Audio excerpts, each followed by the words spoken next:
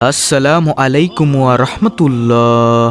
প্রিয় দর্শক, আজকে আমি আপনাদের সাথে আলোচনা করব যে দুটি পাপ করলে তাহাজ্জুদ নামাজেও দোয়া কবুল হবে না সেই বিষয়ে।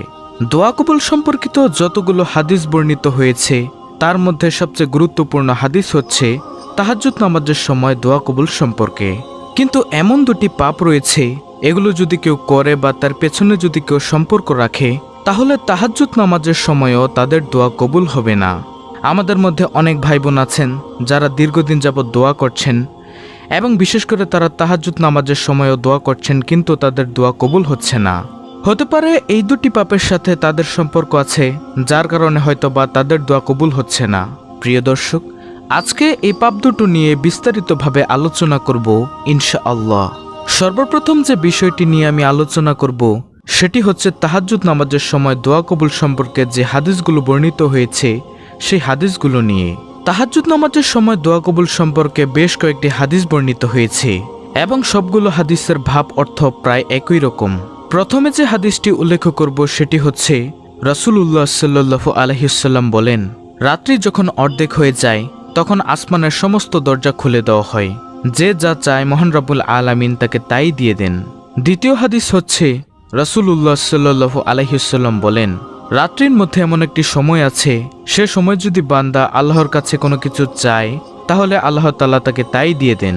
3 নম্বরের যে হাদিস সেটি হচ্ছে রাসূল সাল্লাল্লাহু আলাইহি ওয়াসাল্লাম বলেন, কোনো ব্যক্তি যদি রাত্রেবেলায় শুধু অজু অবস্থায় ঘুমায় এবং জিকির করতে করতে ঘুমায় এবং হঠাৎ করে যদি রাত্রির কোনো একটা সময় তার ঘুম ভেঙে যায়, আর সে সময় যদি একটি নির্দিষ্ট একটি দোয়া আছে, সে দোয়াটি পরে যদি আল্লাহর কাছে কোনো কিছু চায় তাহলে আল্লাহ রাব্বুল আলামিন তাকে সেটা দিয়ে দেন। প্রিয় দর্শক, নির্দিষ্ট সে দোয়াটি আমি উল্লেখ করেছি আপনাদের সাথে এবং আপনারা চাইলে মুখস্থ করে নিতে পারেন। দোয়াটি হচ্ছে লা ইলাহা ইল্লাল্লাহু ওয়াহদাহু লা শারিকা লাহু লাহুল মুলকু ওয়া লাহুল হামদু ওয়া হুয়া আলা কুল্লি শাইইন কাদির। সুবহানাল্লাহ ওয়ালহামদুলিল্লাহ ওয়া লা ইলাহা ইল্লাল্লাহু আল্লাহু আকবার ওয়ালা হাওলা ওয়ালা কুওয়াতা ইল্লা বিল্লাহ। রাত্রেবেলা যদি শোয়া অবস্থায় এবং জিকির করতে করতে ঘুমান আর রাতে যদি কোনো অংশে ঘুম ভেঙে যায়, তাহলে ঘুম থেকে ওঠার পর বিছানাতে বসে বসে বা শুয়ে শুয়ে এই দোয়াটি পাঠ করে যদি আল্লাহর কাছে কোনো কিছু চান তাহলে আল্লাহ তাআলা তাকে সেটা দিয়ে দিবেন। প্রিয় দর্শক, এবার আমি সেই হাদিসটি বলবো যেই হাদিসটির জন্য এই ভিডিওটি বানানো। রাসূলুল্লাহ সাল্লাল্লাহু আলাইহি ওয়াসাল্লাম বলেন, রাত্রির শেষ তৃতীয়াংশ বাকি থাকতে আল্লাহ তাআলা দুনিয়াবি আসমানে নেমে আসেন এবং নামার পরে তিনি বান্দাদেরকে ডেকে ডেকে বলতে থাকেন, কে এমন আছো আমার কাছে চাইবে, আমি তার চাওয়া পূরণ করব। কে এমন আছো আমার কাছে ক্ষমা চাইবে, আমি তাকে ক্ষমা করে দিব। কেউ এমন আছো কি যে আমার কাছে দোয়া করবে, আমি তার দোয়া কবুল করব। কেউ এমন আছো কি যে অভাবগ্রস্ত, ঋণগ্রস্ত, রোজির সংকটে ভুগছ, আমার কাছে চাইবে, আমি তাকে সেটা দিয়ে দিব। কিন্তু রাসূল সাল্লাল্লাহু আলাইহি ওয়াসাল্লাম বলেন, এ সময়ে আল্লাহ তাআলা 2 শ্রেণীর ব্যক্তির দোয়া কবুল করেন না। একজন ব্যক্তি হচ্ছে যার জেনার সঙ্গে সম্পর্ক থাকে, দ্বিতীয়জন হচ্ছে যে অবৈধভাবে মানুষের কাছে ট্যাক্স আদায় করে। সুবহানাল্লাহ। প্রিয় দর্শক, যেখানে তাহাজ্জুদ নামাজের সময় দোয়া কবুল সম্পর্কে একাধিক হাদিস বর্ণিত হয়েছে এবং সবগুলো হাদিসের ভাব অর্থ প্রায় একই রকম, অর্থাৎ মধ্যরাত্রির পর থেকে ফজরের আজান পর্যন্ত এই সময়টি গুরুত্বপূর্ণ সময়। কত যে মানুষের জীবন পরিবর্তন হয়েছে, কত মানুষের চাওয়া পাওয়াকে আল্লাহ তাআলা কবুল করেছেন, কত মানুষের দুঃখ কষ্টকে আল্লাহ তাআলা সারা জীবনের জন্য দূর করেছেন। কিন্তু 2 শ্রেণীর মানুষের দোয়া আল্লাহ তাআলা তাহাজ্জুদের সময়ও কবুল করবেন না। যদিও আল্লাহ তাআলা নিজেই সে সময় দুনিয়াবি আসমানে নেমে আসেন এবং দোয়া করার জন্য বান্দাদেরকে ডাকেন যে তোমরা এসো এবং আমার কাছে চাও, আমি তোমাদেরকে দিয়ে দিব। কিন্তু 2 ধরনের মানুষের দোয়া সে সময়ও কবুল হবে না। আর সে 2 ধরনের মানুষ হচ্ছে কারা? যাদের জেনার সঙ্গে সম্পর্ক থাকে এবং যারা অবৈধভাবে মানুষের কাছ থেকে চাঁদাবাজি করে, ট্যাক্স আদায় করে, টাকা আদায় করে, মানুষকে ধোঁকা দেয়, এক কথায় মানুষের সম্পদকে আত্মসাৎ করে এবং লুটপাট করে। এবং এই আত্মসাৎ এবং লুটপাট সম্পর্কিত যতগুলো গুনাহ আছে সব গুনাহগুলোই কিন্তু এর অন্তর্ভুক্ত হবে, এবং জেনা সম্পর্কিত যতগুলো গুনাহ আছে সব গুনাহগুলোই কিন্তু এর অন্তর্ভুক্ত হবে। যেমন প্রেম, অবৈধ সম্পর্ক, কোনো গায়ের মহরম মেয়ের সাথে কথা বলা, এ সমস্ত গুনাহগুলো কিন্তু এর অন্তর্ভুক্ত হয়ে যাবে। যেমনভাবে আপনার সঙ্গে যার বিয়ে জায়েজ আছে তার সঙ্গে কথা বললে কিন্তু আপনার গুনাহ হবে, অর্থাৎ যাদেরকে আপনি বিয়ে করতে পারবেন না ইসলামের বিধান অনুযায়ী তাদের সঙ্গে কথা বললে কোনো দোষের নেই। কিন্তু যাদের সঙ্গে আপনার বিয়ে করা জায়েজ আছে তাদের যে কোনো মানুষের সঙ্গে যদি আপনি কথা বললে তাহলে কিন্তু সেটাও এ জেনার অন্তর্ভুক্ত হয়ে যাবে, এবং এই ছোটখাটো কারণগুলোর জন্য হতে পারে আল্লাহ তাআলা আপনার দোয়াকে কবুল করছেন না। এবং সবচাইতে দুঃখের বিষয় হচ্ছে বর্তমান সময়ে মূলত আমরা দোয়া করে থাকি এ পাপের কারণেই দোয়া করি, হয়তোবা কোনো একজনকে আমরা পছন্দ করি, পছন্দ করাটা দোষের নয়, কিন্তু তার সঙ্গে দীর্ঘদিন একটি হারাম রিলেশন থাকার পরে যখন সে ছেড়ে চলে যায় তখন আমরা আল্লাহর কাছে ফিরে আসি এবং তাকে পাওয়ার জন্য দোয়া করি।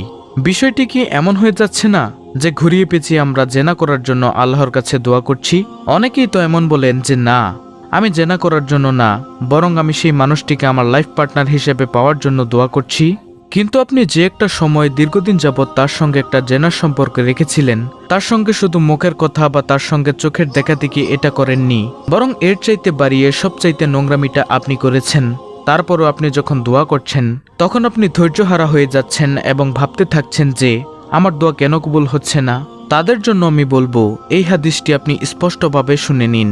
আল্লাহ তাআলা বলেছেন, যাদের জেনার সঙ্গে সম্পর্ক থাকে তাদের প্রতি এত বেশি তিনি রাগান্বিত হয়ে থাকেন, তাদের রিজিকের সংকট দিয়ে দেন, তাদের প্রতি পৃথিবীর সকল মানুষের অন্তরে নাফরাত দিয়ে দেন, তাদের দিকে আল্লাহ তাআলা সুনজরে ঘুরেও তাকান না। কারণ জেনা হচ্ছে পৃথিবীর মধ্যে সবচাইতে নিকৃষ্টতম নোংরা পাপ, যার কারণে আল্লাহ তাআলা সব সময় রাগান্বিত হয়ে থাকেন। এবং মানুষের সম্পদ অবৈধভাবে লুটপাট করা, চাঁদাবাজি করা এটাও হচ্ছে একটি নিকৃষ্টতম গুনাহের কাজ। আপনি হয়তোবা বলবেন, আমার জেনার সম্পর্ক ছিল কিন্তু আমি বর্তমানে সেই সম্পর্কগুলো ছিন্ন করে দিয়েছি, তারপর আমি দোয়া করছি।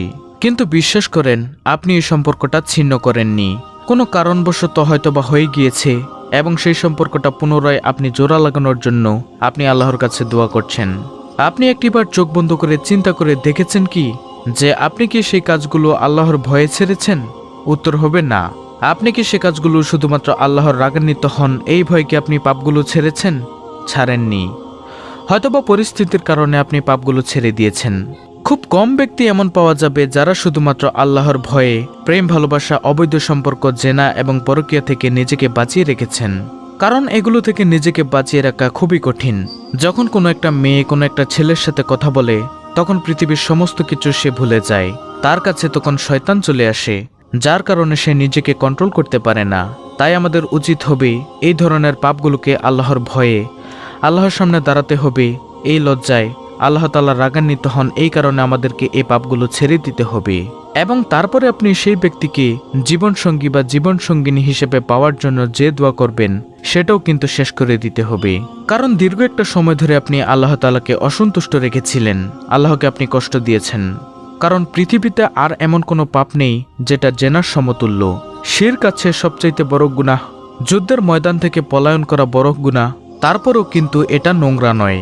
এই পাপগুলো একটি মানুষ করতেই পারে কারণ তার স্বাধীনতা আছে, কিন্তু পৃথিবীর মনুষ্য সভ্যতাকে টিকিয়ে রাখার জন্য যে বিষয়টা গুরুত্বপূর্ণ সেটা হচ্ছে বিয়ে, জেনা নয়, অবৈধ সম্পর্ক নয়, যার কারণে আল্লাহ তাআলা সবচাইতে বেশি রাগান্বিত হন।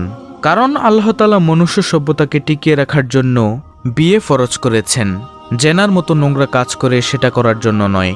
তাই প্রিয় দর্শক, আমরা যারা দোয়া করেছি যে আমাদের দোয়া কবুল হোক, তারা অবশ্যই এই দুটি পাপ সহ যে পাপগুলো আপনি করেছেন তাগুলো থেকে বিরত থাকার চেষ্টা করুন। ইসলামের পথে চলুন, আল্লাহর দেওয়া আদেশ নিষেধ মেনে চলুন, নবীজির সুন্নাহ মোতাবেক চলুন।